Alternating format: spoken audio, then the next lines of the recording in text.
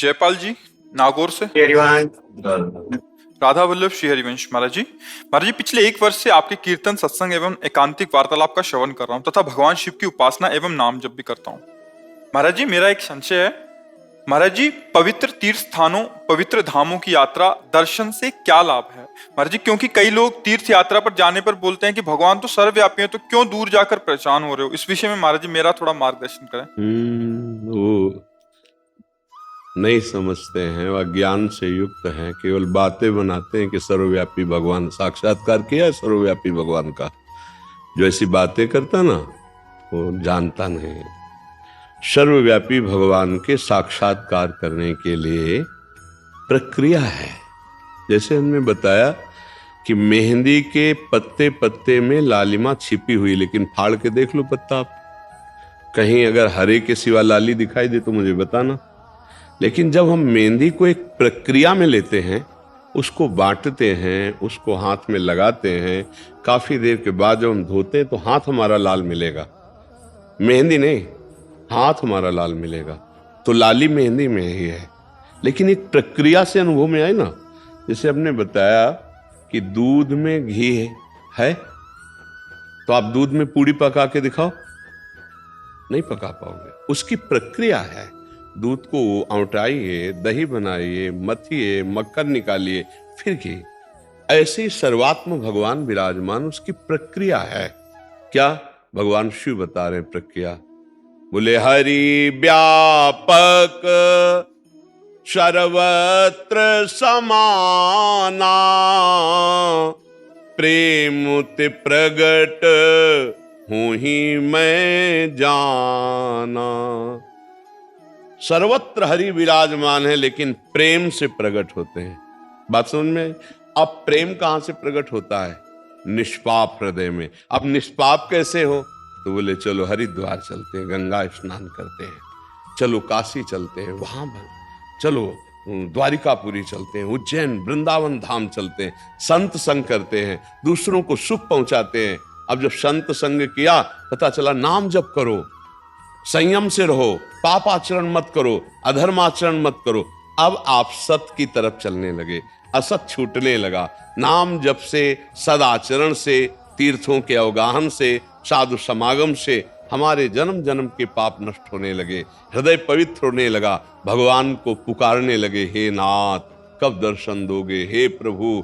अब प्रेम आ रहा है, और जहां विकलता बढ़ी कि अब रहा नहीं जा रहा भगवान के, उसी दिन भगवान दर्शन दे देंगे।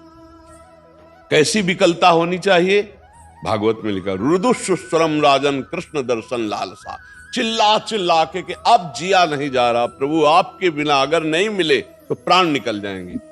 ऐसा भगवान के प्रति। बोले भगवान के दर्शन के लिए विकलता कैसी चाहिए? एक शिष्य ने पूछा, तो बोले चलो यमुना जी ले गए, बोले डुबकी लगाओ, लगाया, दबा दिया, और थोड़ी देर तो ऐसे रहा, जब श्वास लेने को एकदम ऐसे निकला, और कहा गुरुजी अगर अब ना निकलते तो प्राण निकल जाते। बोले ऐसी जब विकलता होगी जैसे अभी श्वास लेने के लिए थी कि अगर अब ना मिली तो प्राण निकल जाएंगे, ऐसे अगर अब हरि ना मिले तो प्राण निकल, उसी दिन भगवान का साक्षात्कार हो जाए। ये प्रेम प्राप्त होता है।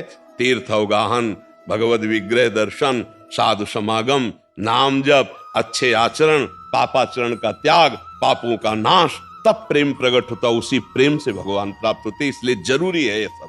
वो क्या जाने, वो क्या जो केवल बात बना देना से थोड़ी बात बनती है दूध के रेसे रेसे में घी पूड़ी पका के दिखाओ। गाय के पूरे शरीर में दूध है, उसका एक स्थान है, दुग्ध का स्थान। जब बछड़ा ऐसे ऐसे करता है तो पूरे शरीर के रक्त से दुग्ध बनकर के थनों में आता है। कहां बच्चा गर्भ में आया तो भगवान का चमत्कार देखो, रक्त को दूध में बदल दिया, और वो पूरे शरीर की माता का जो रक्त है वो बच्चे के लिए दूध बन करके उसके प्राणों का पोषण करता है। जैसे पूरे शरीर में गाय के दुग्ध विराजमान है, पर आप निकाल नहीं सकते कि यहां से हम कान से दूध निकाल ले, वो थन का स्थान है, वहां जब बछड़ा करे तो पिन्हा जाती है, उसके रक्त का ही दूध बनता है। गाय के शरीर के जो पहले जो पाचन तंत्र में, वो फिर जाकर के बनता है। तो ऐसे ही स्थान है ना गाय के दूध का थन, ऐसे ही स्थान है काशी, द्वारिका, अयोध्या, मथुरा, वृंदावन, ये जो भगवान के दिव्य स्थान है, ये हमारे पाप नष्ट करते हैं, ये हमारे हृदय को पवित्र करते हैं, और पवित्र हृदय में ही भगवान की प्राप्ति की चाह होती है। इसलिए प्रायः जो भगवत प्राप्ति की चाह रखते, धामों की यात्रा करने 4 दिन यहाँ रुके, 4 दिन और कष्ट सहते हैं, गंगा यमुना का अवगाहन करते हैं, भगवान के दर्शन करते हैं, परिक्रमा करते हैं, जो कुछ बन सका दूसरों की सेवा करते हैं, भजन करते हैं। इन लोगों की बातें नहीं सुने जो ऐसे केवल गप। तो जब प्राप्त करने की बात आएगी तो भागोगे तुम भी। चलो अमुक जगह के संतों के मिले, अमुक संतों से मिले, क्योंकि बिना सत्संग के, बिना तीर्थ अवगाहन के, बिना भजन के, बिना पवित्रता के भगवान को किसने पाया? केवल बातों बनाने से थोड़ी भगवान प्राप्त हो जाते हैं। समझ पा रहे हो आप? इसलिए आवश्यक है ये, उनकी बातें मत मानो।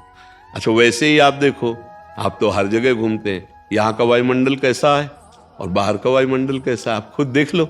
एक भागवतिक वायुमंडल है, नहीं, एक अलौकिकता नहीं लगती वृंदावन में? अगर आपकी दृष्टि सही है तो आपको एक अलौकिक आनंद लगेगा कि भाई ये तो दुनिया से निराला है। जहां देखो राधे राधे, जहां देखो कृष्ण कृष्ण, इधर देखो गली में मंदिर मंदिर मंदिर मंदिर, और संसार में देखो क्या है, संसारिकता है। तो ये धाम, अब जैसे काशी जाओ, जगह जगह शिव जी आपको मिलेंगे, जगह जगह भगवान की एक दिव्यता मिलेगी। हरिद्वार जाओ, कितना सुंदर वातावरण, गंगा जी बह रही, पहाड़ है, प्रकृति है, जहां भगवान की महिमा की याद आती, स्मृति आती। तो ये पावन तीर्थ हृदय को पवित्र करते हैं, पापों का नाश करते हैं। अवश्य जाना चाहिए, पर वहां के संयम जान लेने चाहिए कि वहां पाप ना बन पावे, वहां गंदी बात कोई ऐसी ना हो जाए, क्योंकि बाहर गंदी बात हुई तो वहां नष्ट हो जाएंगे, वहां अगर हो गई तो बहुत मुश्किल पड़ेगा नष्ट होना। तो इसलिए बहुत सावधानी से तीर्थों में जाए, दूसरों का खाने की चेष्टा न करे, दूसरों को सताने की चेष्टा न करे, कोई पापाचरण न करे, अपने को कष्ट दे। मान लो 2 टाइम भोजन पाते हो तो तीर्थ जाए, एक दिन उपवास करे, एक दिन एक बार आहार कर ले, और खूब भजन करे, खूब परिक्रमा करे, गंगा स्नान करे, नाम कीर्तन करे, ये कमाने जाया जाता है। इससे पाप नष्ट होते हैं, हृदय पवित्र होता है, जीवन उन्नतिशील होता है। समझ पाए आप? जी।